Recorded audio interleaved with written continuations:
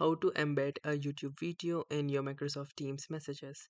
So hey guys, welcome to this tutorial. In this tutorial, I'll be guiding you through the exact steps on how you can embed any YouTube video on your Microsoft Teams messages. So in order to start, the first thing that we're gonna do is open any message. So I'm gonna opening this meeting messages that I already had prepared. So from here, I can simply go to type a message, and then I'm gonna go to the YouTube and copy the link of the particular video that I want to share. And once I have successfully copied the YouTube video link, I can simply paste it here or use the shortcut Control V in order to paste this.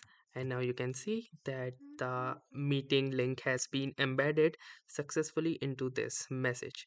And once I'm done with this, I can simply click onto this send button or hit the enter button, and here you can see that the YouTube embedding has been successfully sent with this. So that was all for this tutorial. Thanks for watching and have a nice day.